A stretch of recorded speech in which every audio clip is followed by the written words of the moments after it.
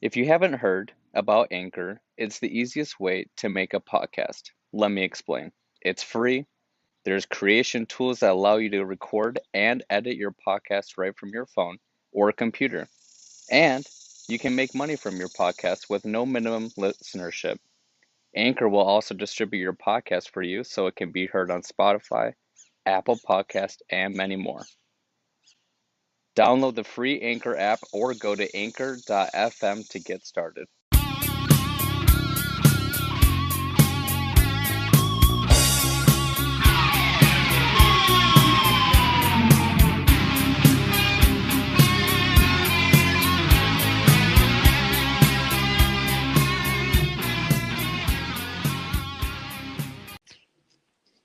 Good afternoon.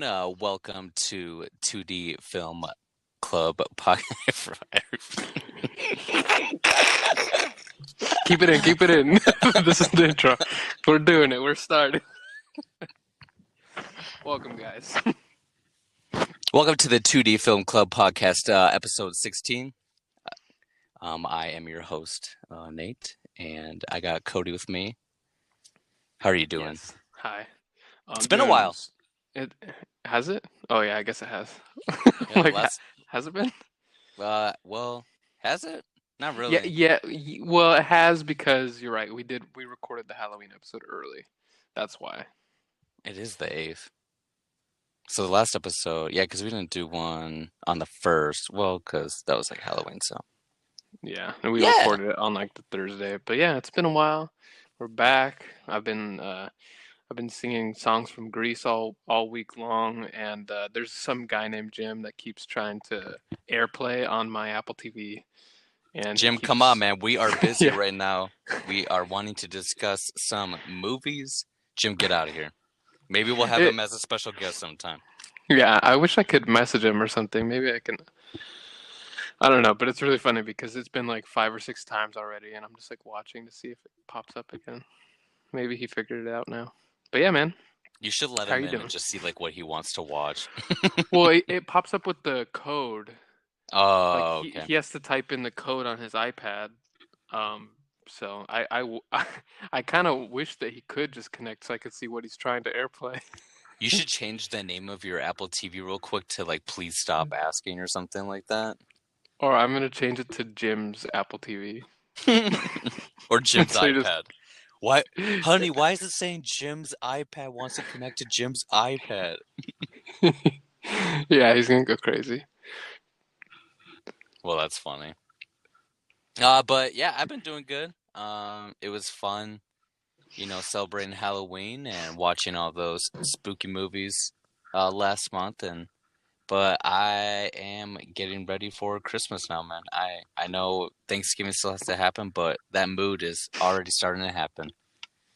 Can't Heck wait yeah. to watch, The Grinch. Maybe we'll do that, or Christmas with the Cranks, or Deck the Halls. All the classic movies right there. Classics. Of course, we're gonna have to do Turbo Man Oh yeah. Heck yeah, dude. with Best Jingle All the Way. Jingle all the way. Maybe Best we'll movie. get Turbo Man on here, That'd be aka great. Bruiser Brad. That would be perfect. We're trying to get Airsoft Fatty on the podcast to talk about the Star Wars prequels. Yes. That that'll be fun. We should just if we're able to get him to do it, we should just talk about the prequel trilogy, and that's it. I just want to talk about the prequels with him. Dude, he's probably gonna have so much information about those movies. It's gonna be so funny. Yeah. He probably will go on and on just talking about it. It's gonna be like Neil deGrasse Tyson or whatever when he was on Joe Rogan the last time, and like Joe never got the chance to talk. I keep getting on YouTube. I've been getting these like Joe Rogan little like clips that keep popping the up, Jerry like clips or whatever. ones from someone else that does one like it's like Joe Rogan keeps getting interrupted or whatever, and you see him like I saw that. where you see like Joe's face, like he was like, really? Or there's another one where Jamie like chimes in to say something, and then Joe Rogan like gives him like a death stare. He just looks over at him, and then Jamie's like, I'm sorry. I'm sorry. That's so And then funny. it was really funny. Yeah, I got recommended that video too, so that's kind of funny. Yeah, good stuff. What did you do anything this week? Or how was your Halloween? Halloween was good, man. Halloween is fun. We What did went you to. dress up as? Well, I wasn't planning on dressing up at all, but I ended up dressing up last minute because we had an idea. We had these like burlap sack things that went with Monica's little brother's costume, and we got like Mm. four of them. What And was he for Halloween? he was Sam from Trick or Treat. Oh, okay. Um, and so he had these sacks, like it was just like just for trick or treating, like to put your candy in. And I just decided to open one and put it on my head. And I was like, oh, you could see perfectly fine out of this. And I was like, what can I do with this? And I was like, I could be like Scarecrow or something. I was like, and then I decided I was like, I could be Jason from Friday the 13th Part 2, and he has the sack on his head, and he has like the overalls and like I think he has a pickaxe, or I think he has a pickaxe and maybe he has a pitchfork in that one, something like that. So did anybody And recognize you? no, well actually one kid did. There was one like 8-year-old girl that was like, Dad, it's Jason too, and I was like, wait, what? That's It's so like crazy. I didn't think anyone was gonna know what I was at all. Like people were asking me like, "Who are you?" or like, "Oh, look, it's a scarecrow," or whatever. But this little girl knew, and then I realized later on, I was thinking about it. I realized she probably plays the Friday the 13th game, because in the game Oh. it has all of the Jasons, Mm-hmm. and they have Jason Part 2 on there, and that's probably how she knows. Hey man, maybe her family's cultured and they watch all the Friday the Yeah, 13th. maybe. Could be.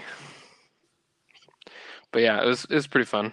Um, I rode my one wheel around with it on. Everyone was yelling at me like, "How can you see?" And I just told them that I can't see. And there's little kids that were really worried about me. They're like, "Please be careful. You're gonna get ran over." It was Well, at great. least they were looking out for you, man. Yeah, they really were looking out for me. They're like, "You shouldn't be doing that, sir." You should have been like, well, I'll take it off, but you gotta give me some candy. Yeah, should have. But yeah, it was fun. How was your Halloween? It was good. Dressed up as the guy from Jurassic Park. Ah. What are you, And then Sam Neill or who?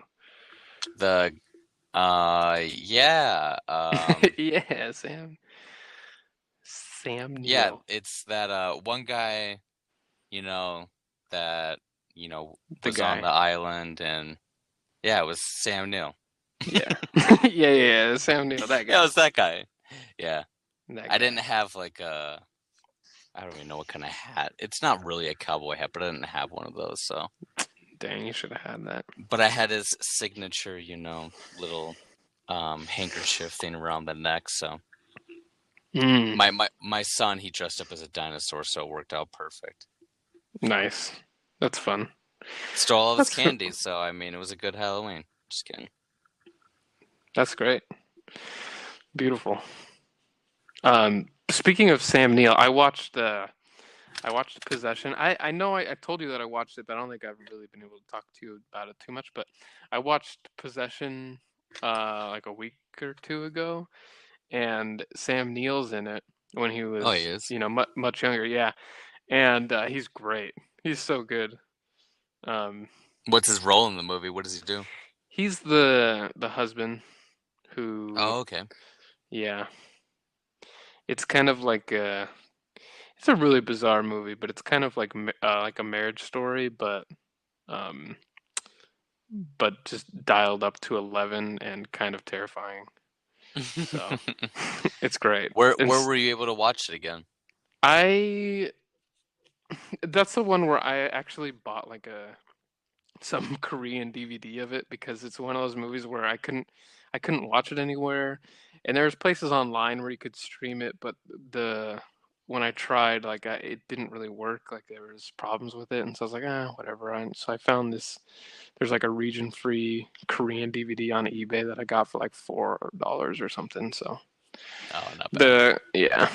the quality's kind of crap, but Um, but yeah, I was just glad I was able to watch it. Well, at least you have a copy of it if it's hard to get. Yeah, yeah, How long yeah. did it It's take one of those. to be shipped to you? Did they have to like? No, I don't know. I don't think it was shipped from South Korea. I think it was shipped from somewhere in the States. Oh, okay. So you Yeah. didn't have to wait too So long for yeah, it. it got here pretty quick, like within a few days. Like Amazon Quick So yeah. or Not quite Amazon quick because I mean that's that's too quick. it's too But quick. pretty It's too quick. fast. It got here faster than I thought it would be. Yeah, Well, that's good. it was like 3 days. Yeah. Yeah, I remember you talking about that Yeah. movie and the pictures I saw from it looked really interesting. So I'll have to maybe get Yeah. my own DVD, or you just have to ship it to Yeah. me, and we'll just ship it back and Yeah. forth. I can do that.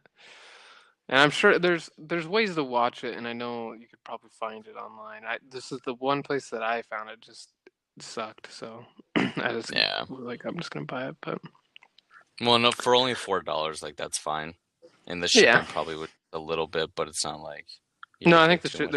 there was no shipping, so it was Oh, like that's nice. yeah,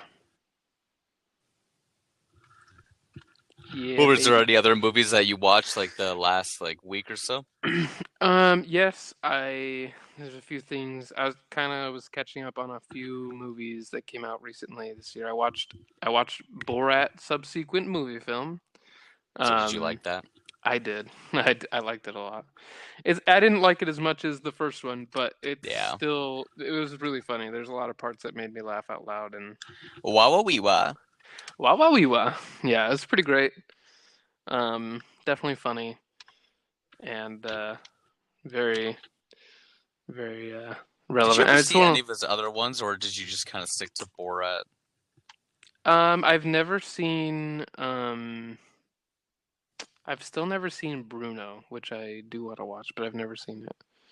Yeah, I've never seen Bruno too. Yeah. Um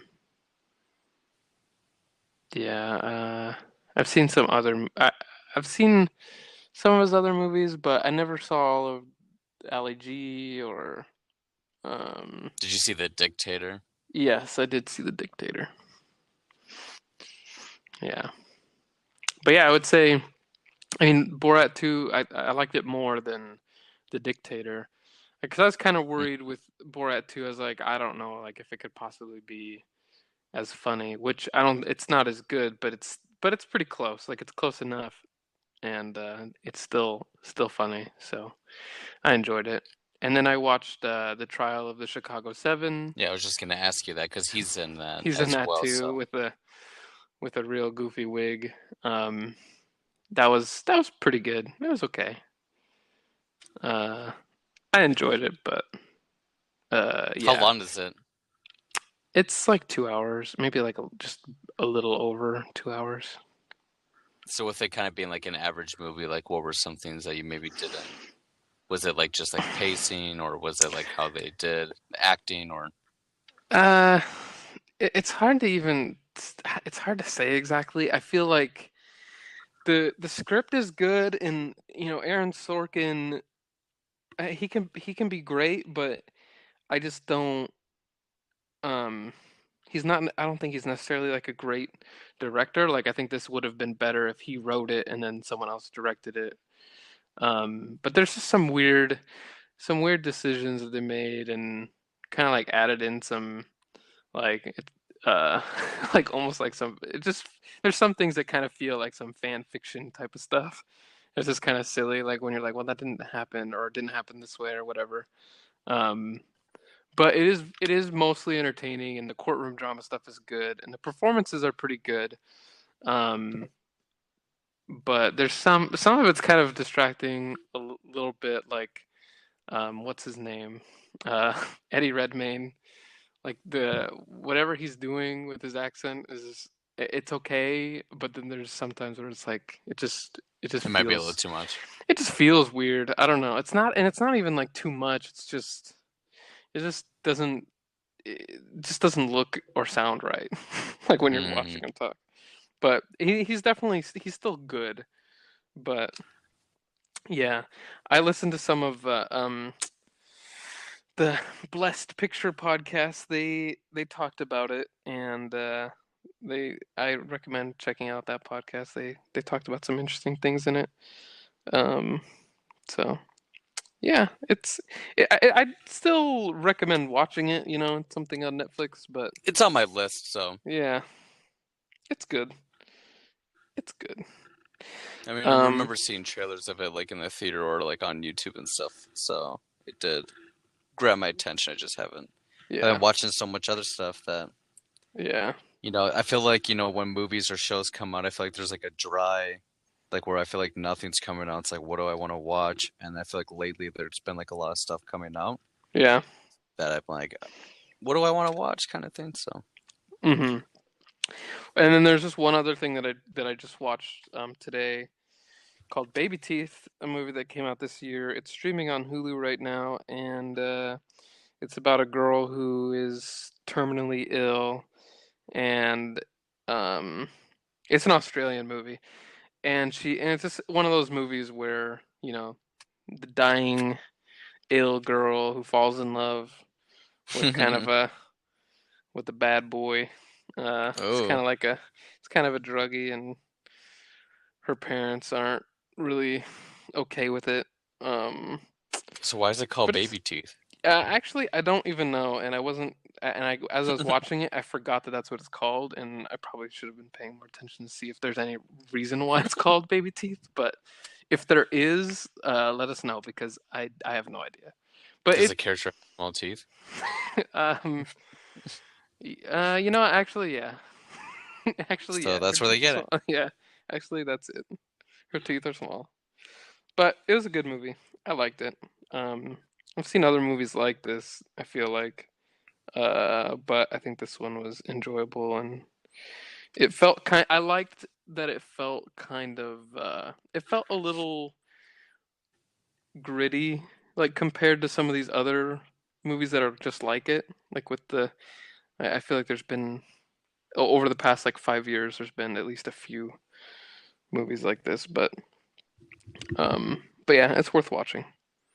I mean, it looks like people are kind of giving it like a 3.5 to 4 star rating. So Yeah, I saw there's a few people that I follow on Letterboxd that gave it like 5 stars. hmm it has 3,700 reviews for a 4 star, and then just underneath that, 2,800 were 3.5. So I'll definitely have to check it out. You said it's on Hulu. Yeah, it's on Hulu.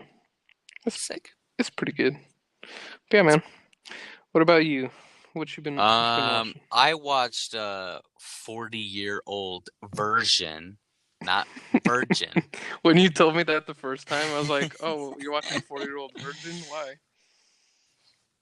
Yeah, so 40-year-old version. So Version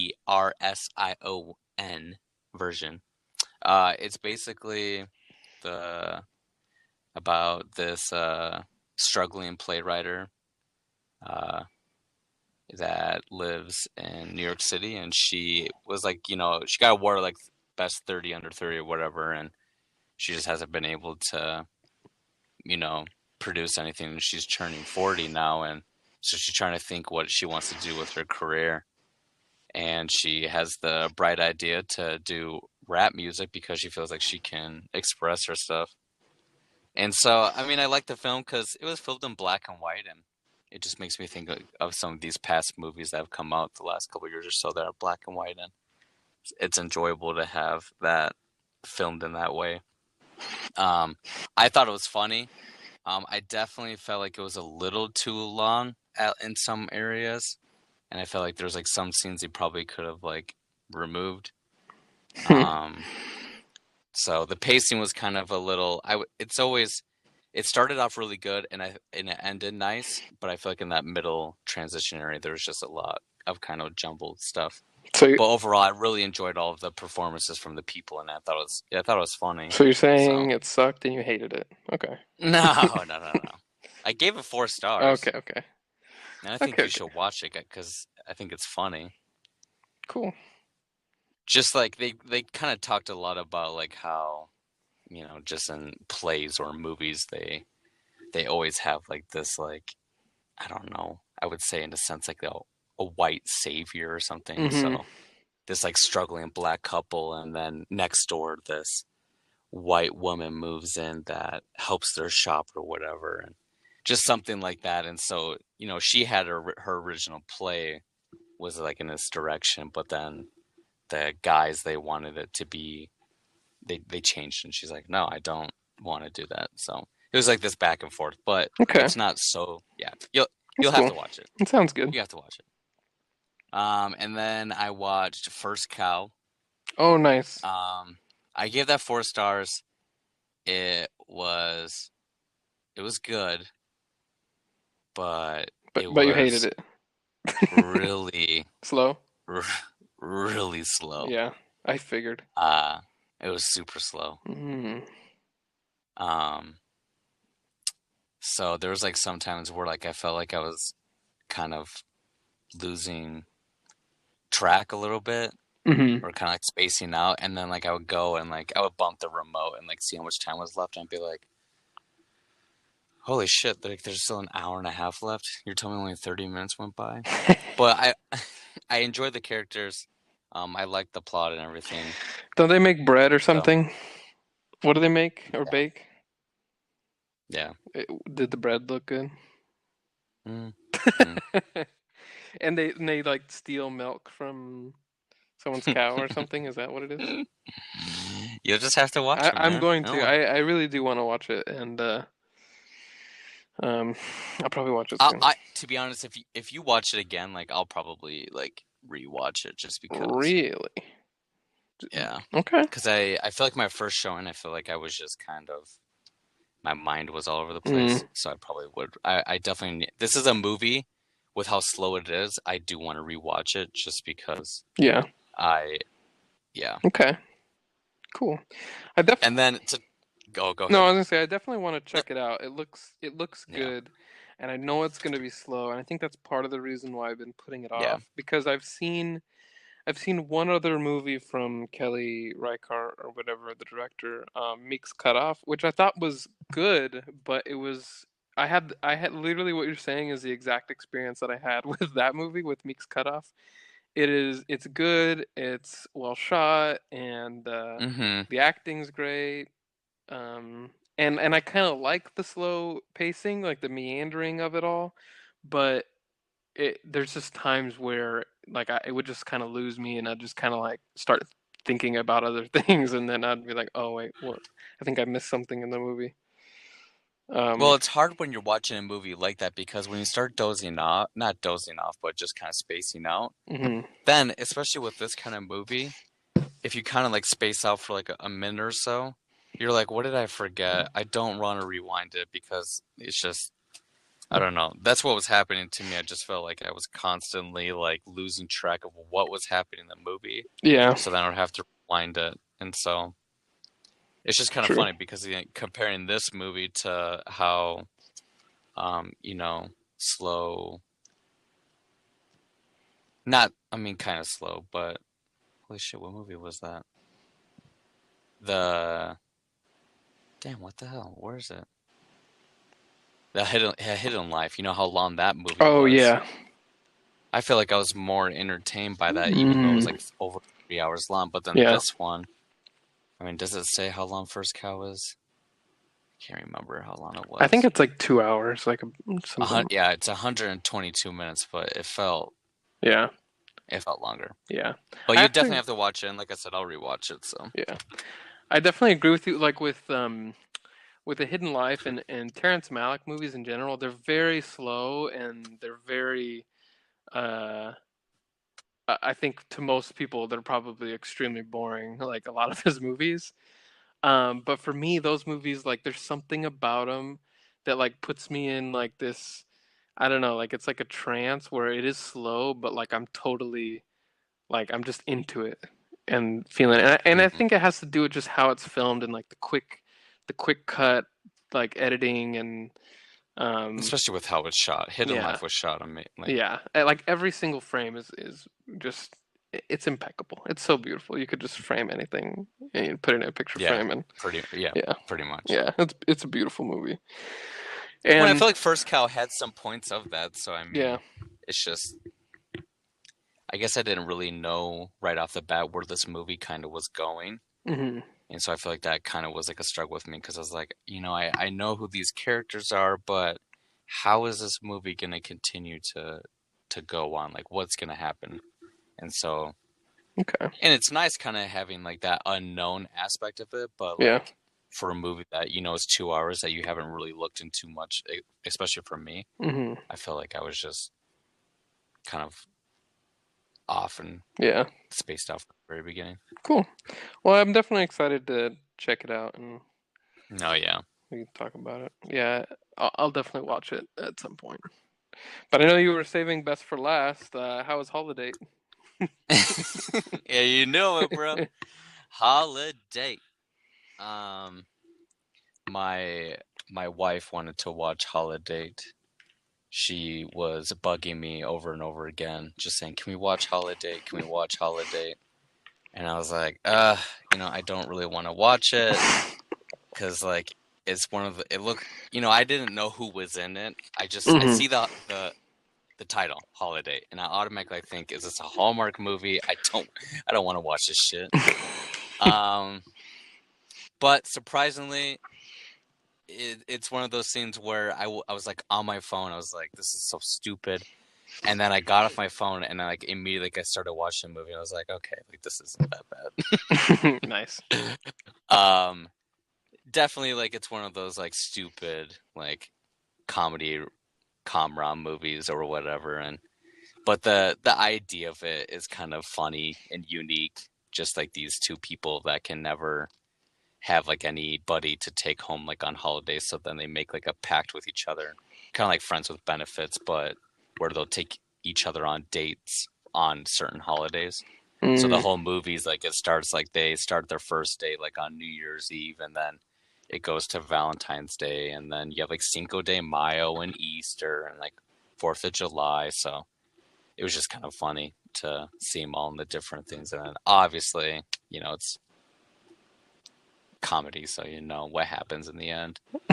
But it had some funny aspects to it. So if you Nice. want to watch a movie with the fam and laugh a little bit, go ahead. Emma Roberts is in it, and some other people. So it's pretty funny. Nice.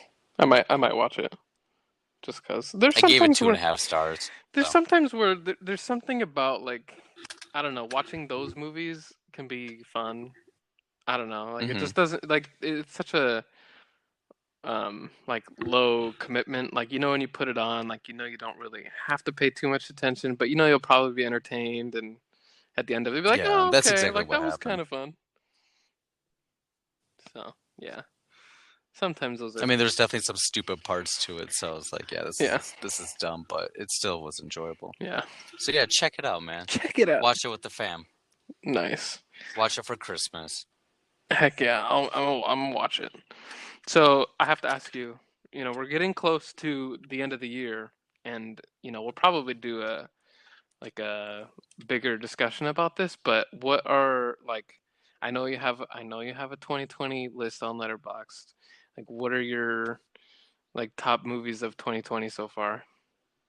Were my top 20 movies so Or far? not I haven't 20, really. not 20, but I mean like I mean like the top like your favorite 5 movies or whatever. I don't know. You want to know my top 5 so far? Yeah, whatever you want to share. I'm just I mean, curious. I haven't updated it, like, because there's some other 2020 movies that have come out, like, 40-year-old version and some of that stuff. But Well, you can adjust it right now, man. Give me that top 5. my top 5 would be number 1, Holiday. I'm just kidding. Mm. Just I kidding. thought it was the Uh, wrong Missy. oh, the rum. I think Rum Missy is actually number 20. Oh, dang. See, like, yeah, I have like Borat like all the way with him, but I'll have to. But so number 5 is Bad Education. That was on HBO. And then number 4 is The Way Back. I really liked his performance in the movie. I still need to watch And that. then, Thank you for reminding me. yes, watch it. Number 3 is Palm Springs. Nice. Me too. That's where mine is at too. Number 3. Number 2 is I'm Thinking of Ending Things. And number 1, I have Tenet. Nice. Well, our top 3 is the exact same. So you heard Hey, it look here at that. first, folks. The top 3 movies of the year are Palm Springs, I'm Thinking of Ending Things, and Tenet. And then if you want to do 10 to 6, I have Bad Boys for Life, number 10. Hey. Kajillionaire, number 9. The Gentleman, number 8. The Devil All the Time, number 7. And then The Invisible Man in number 6. But to be honest, I probably would put The Devil All the Time to number 10. So I would just switch that from 7 to 10 because like thinking about that movie now, like, but The Invisible Man, like it's close. It was close to being in the top 5 because I really did enjoy it. But some of these other movies that came out, I liked. Yeah, I enjoyed Invisible Especially Man. I saw The Invisible Man like a second time, and like it didn't really hold my attention as much as the first time. Yeah, so that's what kind of dropped it a little bit. Yeah, I feel with that movie, like I don't know if I'll ever want to watch it again, but I really did enjoy watching it, like for the first time. It was fun. Cool. But there's still some 2020 movies I need to watch, like Defy Bloods. Oh, yeah. And some, obviously the one that you talked about earlier, like I need to watch that as well. So, Heck yeah. First Cow will probably go in there. That came out in 2020. Yeah. Yeah. Yeah, it came out, I think, earlier this year. Very nice. Of course, Sonic the Hedgehog is number 14, though. Gotta keep it there. I'm looking through this list right now. It's kind of crazy to see. Oh, wow. Birds of Prey. I can't believe Birds of Prey Sonic came out this year. I was like, wait, wasn't that last year? No, it's this year. That's crazy. And on HBO Max, I could see all these movies like coming out like as like just added releases. And I'm like, that was like a movie I saw like before like everything went to shit. Yeah, I saw that movie. So it's just kind of crazy to see like all these movies that were in the theater before everything happened. So agreed. What's your number 10 to 6? 10 to 6. I have to adjust this. I feel like it's gonna change. Some of them it's kind of hard, but right now where I have it, number 10, I have Dick Johnson Is Dead. 9, I have Swallow. 8 is Baby Teeth. 7 is The Five Bloods. 6 is The Invisible Man. 5 is Possessor. 4 is Bacurau, and then 3, 2, 1 are the same as yours. Nice. Yeah. Look at that. Look at that. That's why we're doing a podcast, right? That's right. Because you shared some movies I didn't really know, and then at least we agreed on it. 1, 2, 3. Heck yeah. And Mank is coming out soon. I've seen some people logging it and putting out reviews. So. Getting good reviews too. I saw that. Yeah, I'm excited for it. Should be good. It makes me want to watch some of David Fincher's other movies. Yeah. Maybe we should do that. Because I watch The Social Network, so I gotta keep going. I haven't seen Gone Girl in a while, so. That's a great movie. I love Gone Girl. It's been a while. Well, you want to talk about the movie we watched this week? Yeah, man. Let's do it. Let's talk about it. Well, you wanna break it to everybody? Break the news? What? Yeah, I don't want to mispronounce it, so I'll let you. This week we watched The Grand Budapest Hotel. Yeah. From 2014, a movie directed by Wes Anderson. And yeah, this is I love Wes Anderson's movies, and this is one of my favorite Wes Anderson movies. I've seen it quite a few times now, and how many times have you seen it? I don't know. I've probably seen it at least 5 times, probably. With it being your favorite Wes Anderson. Oh, I don't know if it's my favorite, but it's probably my top one of your 3 or 4. I'd have to think about what my. Yeah, I don't know if it's not. I don't think I'd say it's my favorite, but. Okay, so if I had to put you on the spot, what would be your top 5? Oh man. Okay, let me. Because I'll need to add it to a watch list so I can watch them. Because this is like Okay. I think my third Wes Anderson film I've watched. Like I still have to watch Nice. like the Life Aquatic or Royal Yeah. Tenenbaums. And Yeah, there's a few. French Dispatch is going to come out soon. So Yeah, can't man. wait for that. We're on the Of road course. to the French Dispatch, and hopefully, by the time we get to when that comes out, we should try to watch some of these other Wes Anderson Yeah. movies. So when it comes out, you're kind of caught up, and then we could do a full Wes Anderson ranking.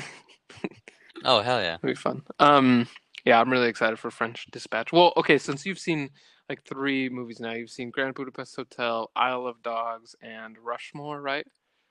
Yeah. What would you say your favorite is of those 3? Of those 3? Yeah. I would probably have to say Grand Budapest Hotel and then Isle of Dogs because I liked how he did it. Nice. With the stop motion and everything. Yeah, exactly. Nice. It's super unique. And then Rushmore. But obviously that would probably change once I watch a lot more of these. Nice. It's hard for me to rank them, but I would say my number 1 is Fantastic Mr. Fox. 2 is Rushmore. 3 is the Grand Budapest Hotel, and then 4 the Royal Tenenbaums, 5 Moonrise Kingdom, 6 The Life Aquatic with Steve Zissou, 7 Bottle Rocket, and then Darjeeling Limited would be last. But I think I need to watch that one again, and it's kind of, I think most people would say it's their least favorite, but it's still really good. But yeah. But that would be my kind of rough ranking. Oh wait, I forgot to put Isle of Dogs there, damn it. Shoot. Isle of Dogs probably would go, dang, I don't know. Probably after Moonrise Kingdom. No, clearly you don't like Isle of No, Dogs. I loved Isle of Dogs. I love all of his movies, so they're all great. But it's hard to put them in a list, yeah, man. but Fantastic Mr. Fox is my favorite. That was the first one that I saw, and I kind of I fell in love with that movie, and it's so quotable, and I love the stop motion in that movie, and it's really funny, and it's pretty great. I feel like when it comes to like directors, I feel like Wes Anderson and David Lynch are probably your favorite directors. Would you say that, or? Yeah, probably. I mean, they're definitely, yeah, they're two of my favorites. Who else are like your favorite directors? If I got that no, wrong. No, you got that right. I just don't. I don't know. I don't know who my favorite favorite of the favorites are. But Terrence Malick, Martin Scorsese, yeah, I don't know. Because I feel like whenever like we have conversations about movies, you always talk about Wes Anderson. Yeah, I love. Or you talk about David Lynch, and you're like, how the hell have you not seen these movies? They're definitely definitely two of my favorites for sure. I love both of them. I feel like we've had like 10 plus conversations about Fantastic Mr. Fox, and you've always told me, you gotta watch it. You gotta watch it. And I'm like, yeah, I'll watch it. So even when you said like Fantastic Mr. Fox is like your number 1, I'm like, I'm gonna watch it tonight. Wow. So hold me to it. Hold me to it. But yeah, dude, I like Wes Anderson. I like the style of how he does his movies and how it has like a sense of seriousness to it, but also it's, I don't know, it's like it has like a level of like slapstick humor, if that makes sense. You know, especially like in Grand Budapest Hotel, you know, that we did or whatever. Like the part where they're like escaping, you know, prison or whatever. Oh yeah. And they're like grabbing the ladder, and it just it's like a stupid thing, but it was funny how like it kept going for how long it was or whatever. So I liked the movie for that aspect of it, and so, but since you've seen Grand Budapest Hotel 5 times, you want to share the movie a little bit of what it's about for our listeners? Yeah, well, so it's about there's this hotel called the Grand Budapest Hotel, and I can't remember where it's at, but it's in France or whatever. But it's in like A it's European like a made up, country.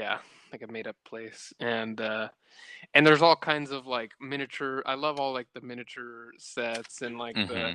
when they're going up the um what are those, the The trolley trolley thingy, thing or yeah, whatever. like all that stuff, or even just like when they're chasing um what's his name, Surge or whatever, like on the skis and stuff, like down the hill, Oh like just yeah. all that stuff. It's just really, it's really whimsical and just it feels like a something from a storybook, but it's also kind of dark too. Like Mm-hmm. there's some dark elements to it, and some, then there's a scene where someone gets his fingers chopped off. There's like all, Well, that whole scene where he's being chased and everything, like it's kind yeah. of. So it does have some serious elements to it, and but it feels like a children's story at the same time, and I really like that. Um, and it's just, it's got that. With every Wes Anderson movie, like you can tell, like from the very opening shot, that it's a Wes Anderson movie. Like right away, like, oh, this is a Wes Anderson movie. Oh yeah, And for there's sure. nothing quite like uh, a Wes Anderson movie. Just the combination of the symmetry and the way that he shoots his movies with the tracking shots and like the long shots, and um, just the vibrant colors in this movie. I love all like the pastels and just like the look of the buildings, and um, I mean their outfits, and like all the sets are so like perfectly placed. Like everything's put together so just meticulously. Like it's just so perfect. I just love like the aesthetic of it all. Like everything just looks great. The music is really great in this movie too. It just kind of has it has like a really nostalgic kind of feel, like for that Mm-hmm. time period. And I like how in this movie, it's told, the way this movie's told is it's like a story within a story within a story type of thing. But the center of it is this relationship between Monsieur Gustave H and um, Zero, who's Zero. the bellhop, who's a young bellhop that works at the hotel. We're talking about Zero in Grand Budapest, not Zero Not from from Holes. Holes, Just to yeah. clarify. We're Not from watching Holes. Holes next week, by the way. Yeah. We'll talk about Zero next week too. But yeah, and uh, uh, Ralph Fiennes as Gustav H. Ralph Fine. Right, It's Ralph Ralph Fine. Fiennes. Ralph Fiennes. He's so good in this movie. He I think that was. he's my favorite character in a Wes Anderson movie. I love his performance so much, and just his relationship that he has with It Zero. it seems so Yes, natural. and he's Like so funny. it was perfect. Yeah, he's so good. Like every time that he was talking, I was like, I want more of this dialogue. I want Mm-hmm. more of him speaking, just because it was either funny or it was serious, Yeah. or just like the little short things he would talk about was always grabbing my Yeah. attention. All the like the quick witty dialogue, it's just really fun. And watching them kind of go on this adventure together, as so Gustav H, um he has a relationship with yeah, Kinky. Look, with Tilda Swinton's character, Madame D, is that her name? Madame D or something like that. Uh and she dies, and basically this is where the story kind of begins, where she in her will left everything um to Monsieur Gustave H. And so when he goes there, and all the family is there as they're reading the will, uh they kind of are freaking out, kind of like what's that movie, Knives Out. It's oh kind of like yeah. a Knives Out situation. um Except you don't know except in this one you kind of yeah. know who's going to be trying to kill Right, right, everybody. it's real clear. You get uh, Edward Norton is he's one of the police officers or whatever. Then Adrian Brody and Willem Dafoe. Uh, Adrian Brody's her son, right? He's the son, and Yeah. he's pissed. And Willem Dafoe is just a crazy hitman, basically, in this movie. Um, and they're off to try and get Gustav H. Um, and the whole thing is like the most important thing that was in the will was the what's the name of the painting? Boy with Apple. Yeah, Boy Boy with with Apple. Apple. I just love the painting too. It's just so funny. Um, so uh, they decide that they're just gonna take it. They take it and they replace it with another picture, like on the wall, and they just run off with it. And he ends up getting arrested, but then he breaks out of jail, and his trusty bellhop Zero is there waiting for him, and he has all his stuff. Well, not all his stuff. I do love that part when he's when he gets all pissed at him because he doesn't have his cologne or whatever, and I smell it cheap. yeah, Kind of. he's like, I haven't, yeah, I've been in jail for so long, yeah, Especially when they're chasing after Defoe's character, and he's just like, um, just like the whole situation where they're about to get arrested again. He's like, I'd rather jump off the cliff than go back to prison. So, but that whole scene was crazy too, where he's just like, Defoe's character's trying to, because Rai Fiennes' character, Monsieur Gustave, he's, cleaning onto the mountainside. Oh yeah, and Zero comes out of nowhere and just levels the hitman off of it. And he's like, hey, yeah, he's nice. like, you did it. Yeah, I know that whole that whole part right there was so funny. Hey, you did it. Good job. All right. Yeah, that was really great. And just but yeah, I enjoyed everybody's like performance in it, and I thought it was just a really attention-grabbing movie. And I know I tried to watch it like a couple years ago, and I guess I wasn't sure what to expect out of it, so I didn't give it a chance. But I was really entertained the whole time during this movie. Yeah, so. it is very entertaining. I think even for people that don't, maybe people who don't normally like Wes Anderson movies, I think that I mean, it's one of those things where there's some people that really don't like Wes Anderson movies, and I think that there's a lot of people that every time a new one comes out, they hate it even more, because I think with Wes Anderson, with each movie, he's perfected his craft just a little bit more, and I think that there's people that really hate that he just keeps doing. They think that he's doing the same thing just because he, stylistically, he films his movies, in the same kind of way. But I really like that about him and about these movies, that you're able to it's unique and there's nothing else like it, and I think it's one of those things, like, it could get old in some situations, but I think with him, it's gotten better throughout the years. Like, I think with this movie, it is like peak Wes Anderson. Like, he's perfected it at this point. Like, he's got it down. With every single element is just perfect. And I think the French Dispatch will probably be a lot like this movie in that kind of way. But it's going to be a little bit perfected, yeah, exactly. So it'll be enjoyable. And yeah, it's cool to see, the little things that he kind of tweaks or adds, throughout,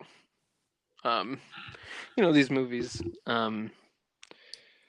But so you mentioned that, like, what you're saying that he's perfecting his craft. Like, what is he doing from certain movies to this? Like, what were some things that you like that he's doing? Well, when you go back and you watch, like, Rushmore, like, that's his second movie, and you can still tell that he's doing a lot of the same things. Like, I mean, it's got the same kind of quirky comedy, and like the witty dialogue and all that stuff, and you get a lot of characters that are, kind of eccentric and kind of weird or whatever.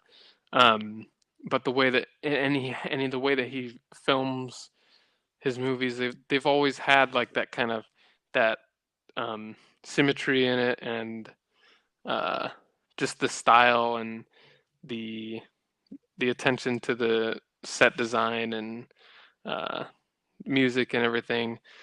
But you can see the difference. I mean, between something like Rushmore and Grand Budapest Hotel, there's just so much more. I feel like that's gone into, the production in general. I mean, with all the miniature sets, like I feel like so before Fantastic Mr. Fox, he didn't really work with like animation or things like that. But then I feel like with his live action movies since then, like he's incorporated like in this movie, there's animation and there's miniatures, and he's got like everything that he's used like in his arsenal, like when in these other movies, like it's all here in this one movie, and like Mm-hmm. everything Yeah, good that he's definitely. done, like it's in here somehow in a lot of ways, I think. Um, and even like with Isle of Dogs, Fantastic Mr. Fox is a really great stop motion movie, and stylistically it's really great too. But I would say like an Isle of Dogs, since he's done it before, and I feel like he was able to do it even better with Isle of Dogs. I still like Fantastic Mr. Fox more just as a movie, but with the animation and just the whole production of the whole movie, there's definitely an improvement in that movie. Um, but I think like you made a good point in the very beginning when you talked about how like, this movie felt like it was almost like you're reading from like a book or something mhm. like that. And I feel like some of the movies like I've watched, not necessarily Rushmore, but you know, Isle of Dog, or even like when I watched Fantastic Mr. Fox and now watching, Grand Budapest Hotel. I feel like I get that mindset from it when I'm watching these movies of how it feels like I am like reading it, like if I'm opening up a book and like it's showing it as like a movie. And so I really like that aspect of how he does that, because it just feels a little bit more um, personal in a sense, just like having that connection to it. And so I think that's why I like a lot of these movies. Like I still think about them even after the fact, because they were so attention Yeah. grabbing. So it makes me definitely want to watch like more of these movies, just because I like the style of like how he does these Hmm. things. So For sure. they're definitely unique and they're interesting. So, but Uh, and I feel like he had a good cast too. yeah. I mean, You can always count on. you know, There's always like an all-star cast in these movies, and it's always fun to see. You get Bill Murray and even a lot of them, like Bill Murray, you see briefly in the movie, um, or Jeff Goldblum. You get Tilda Swinton, Saoirse Ronan, Willem Dafoe, Harvey Keitel, Adrian Brody. I really liked Adrian Brody's character too. He was funny. hmm Um, Jason Schwartzman, Owen Wilson. So there's some yeah, things where he was the only one where when he started talking, I was like, yeah, I don't know if this fits. well you Something about like just like how Owen Wilson talks. It's like uh, that's the only thing about the movie that I that's really didn't that's like was funny. Do you know Owen Wilson? His first movie that he did was also it was Bottle Rocket, which was Wes Anderson's first movie. So both their first project that they worked on was that makes together. sense. Um, How many movies has Bill Murray been in with like in a Wes he's been Anderson? in like Because he was in most of them. He's Rushmore, I know in that. Life yeah, Aquatic, right? Fantastic Mr. Fox. He's in the Oh, Royal so he's been Tenenbaums. He's in the Darjeeling Limited. He's in Moonrise Kingdom. Yeah, so he's pretty been much in all of them. almost all of them. I think yeah, yeah. He's basically he's basically in all of them. Because that's Yeah. what I thought. And he's always great. He's perfect for for Wes Anderson's world. And I think most Oh, of these for people sure. that show, like Edward Norton's been in a few of them too. Adrian Brody. Obviously Jason Schwartzman. I feel like they're also like they're perfect for uh, perfect for these movies, and it's fun. I think sometimes like there's so many interesting characters and played by these great actors in these movies, and sometimes like I almost I wish that there was more of some of them. You know, like I would like to see like with some of these Mm-hmm. characters. Um, they're interesting. You're like, "Ah, I kind of wish that there was more of, you know, like Jeff Goldblum or whatever, just because there's so much going on. But um, but yeah, I think. I mean, it not only was the cast good, like I think we can agree on that. Like I really enjoyed the set as well Mhm.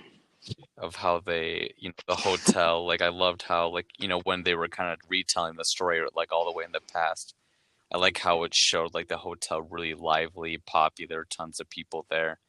But then like when you kind of flash back to the current time when he's telling the story, it's just kind of like one of those old rundown hotels that people know about, but it's obviously age is Mhm. showing because they can't really like keep up to date with it with maybe some of these other hotels that are current or something.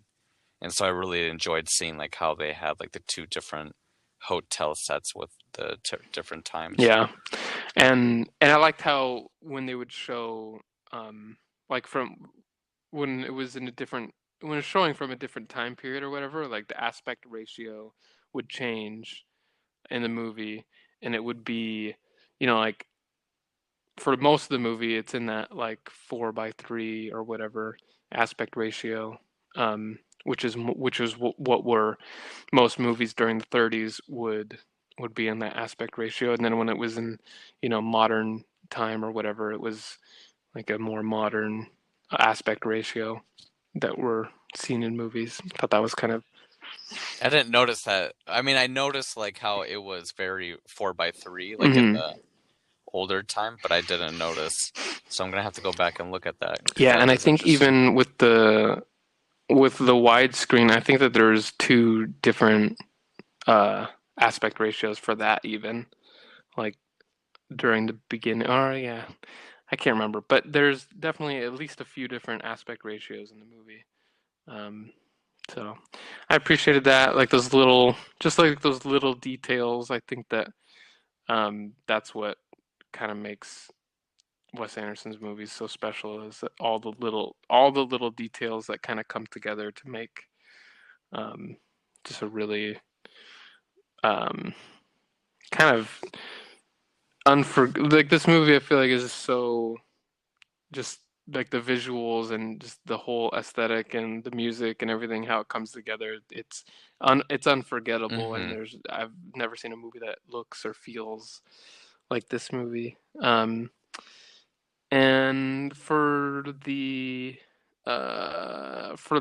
Oscars, it won for Best Original Score and Best Production Design and Best Costume Design Yeah, I remember seeing the awards and that it Best won. Makeup and Hairstyling.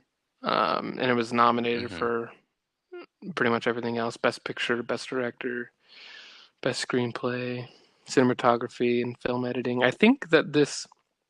I'm pretty sure that this is the of all his movies, this is what has it's won the most Oscars and been nominated for Well, the that's most good. things. It definitely Yeah. deserves it. So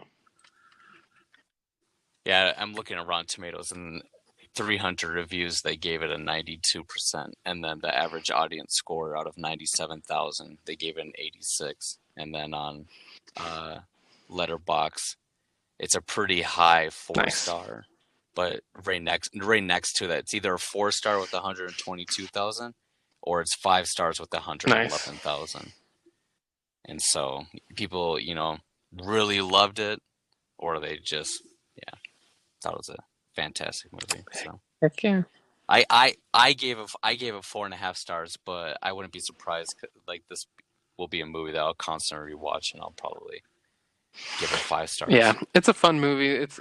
I've seen it multiple times, and it's one of those movies I could watch over and over again. It's just so fun, and it Hmm. feels fast, and I just love all the dialogue is just really funny, um and it also is really sweet. Like it has a really kind of touching Yeah, it and does. sweet ending. And I really liked the relationship between these two main characters. And it felt Yep. believable, even though everything is so like fantastical and it feels like this, like almost like a fantasy type of thing. It Mm-hmm. feels grounded in their relationship. Um, and yeah, I really enjoy this one. I think that this is the reason why this is one of my favorite Wes Anderson movies is just because of I really enjoy the whole story of it. I think that it's the most uh, ambitious as far as stories that he's written, like the whole screenplay. It kind of felt a little bit different in that way, and that's why I I don't feel like some people think that Wes Anderson just keeps doing the same thing. I think that stylistically, yeah, but he's getting better and better every time he makes a movie, and he's also doing different things, with how he presents these stories and the kind of stories that he's telling, and the fact that he's made two stop motion movies is kind of amazing, and that they're as good as they are. Um, like they're both awesome movies. Um, but yeah, really enjoyed it. One of my favorite movies. Yeah, definitely. I'm glad that we watched it. Um, and it was definitely an enjoyable experience and something that I will. I mean, obviously, like with Wes Anderson and everything, it just makes you want to watch all of his other movies just because of the style of how he does stuff. And with me seeing like now this is my third one, when I feel like every time like I get done watching a Wes Anderson movie, it's like okay, I want to watch it again.